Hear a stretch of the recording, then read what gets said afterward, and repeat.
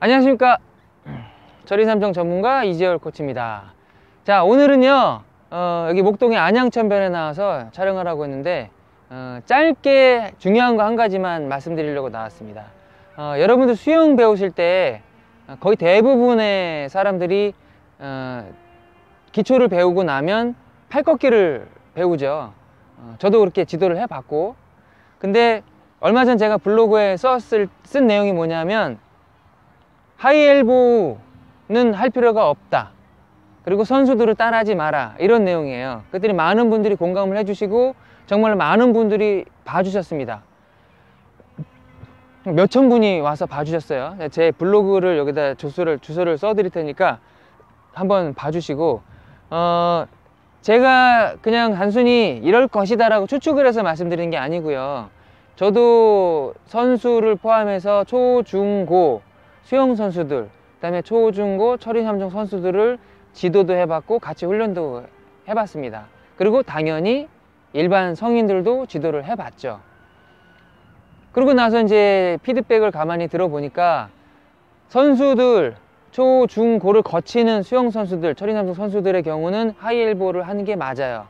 그렇게 해야 가장 효율적으로 빨리 갈 수 있는 게 맞습니다. 하지만 성인이 돼서 수영을 배울 때 초, 중, 고에서 수영을 전문적으로 배워본 경험이 없는 성인이 수영을 처음 배울 때 과연 팔을 펴서 돌리는 기본적인 팔 돌리기, 그 다음 단계를 거쳐서 이 하이 엘보라고 하는 이 동작을 과연 배워야 하느냐, 그리고 강사들이 그거를 일반 사람들한테 꼭 가르쳐야 하느냐, 저는 여기에 의문을 가진 거죠.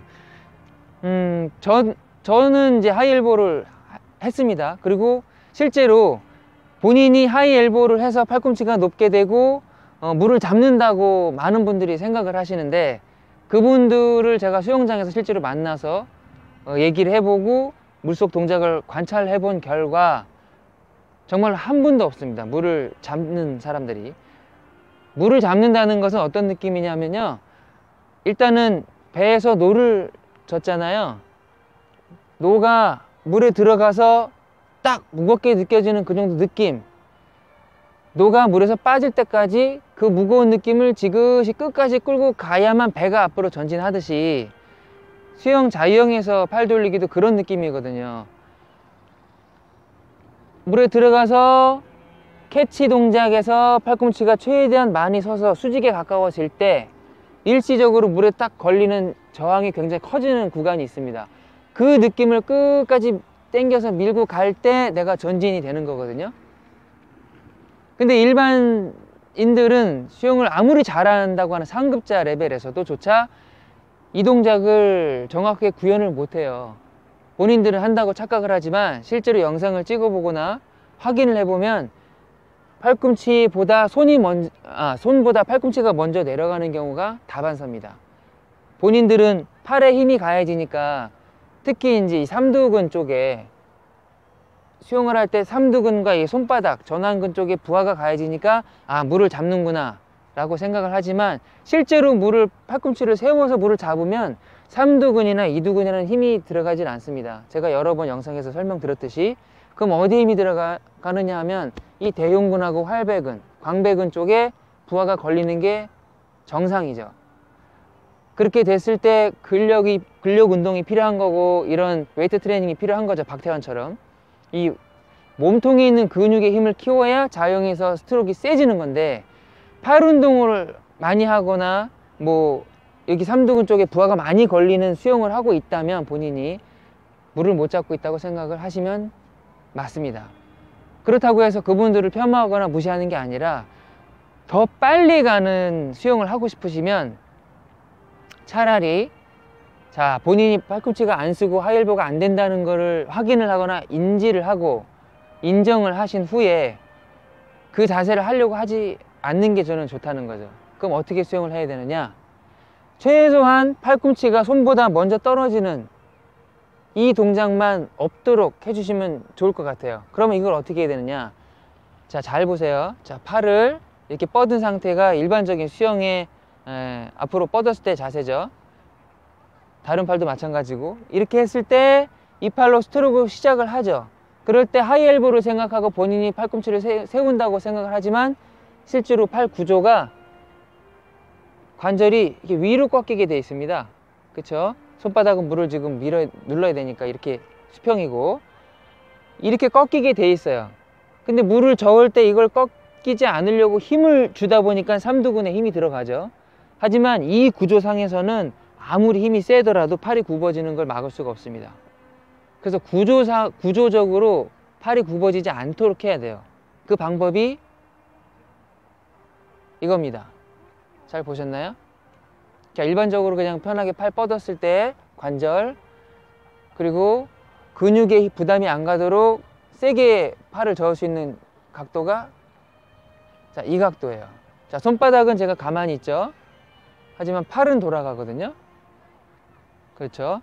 자, 많은 분들이 이걸 따라 하시려고 하면은 다들 이렇게 되실 거예요. 그렇죠? 손바닥하고 팔이 같이 돌아가겠죠?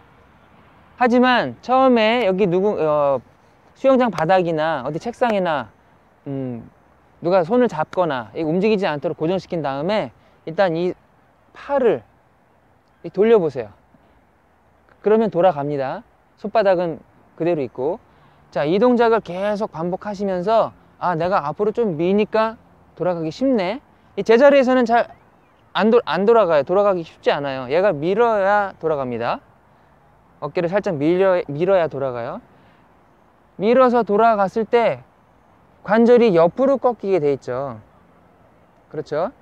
이 옆으로 꺾이기 때문에 이쪽 손바닥, 내 팔에는 아무리 큰 부하가 걸려도 팔이 꺾어지질 않아요. 내가 젓는 방향에 대해서 90도기 때문에. 이해되시나요? 그러면 내 근육의 힘보다 훨씬 큰 이 구조적인 뼈의 힘을 쓸 수 있기 때문에 내 이 팔을 젓는 가슴 근육과 광배근, 활배근, 이 몸통 근육이 강해지면 이렇게 했을 때보다 삼두근보다 훨씬 큰 근육들의 힘을 쓸 수 있는 거죠. 여기가 30kg이라 그러면 여기 한 120kg의 힘을 쓸 수 있는 거예요. 그 이상. 자, 상상을 해보세요. 내가 계속해서 고집스럽게 팔꿈치를 굽히면서 수영을 할 것이냐, 팔을 펴서 더 큰 힘으로 더 빨리 갈 수 있는 수영을 할 것이냐.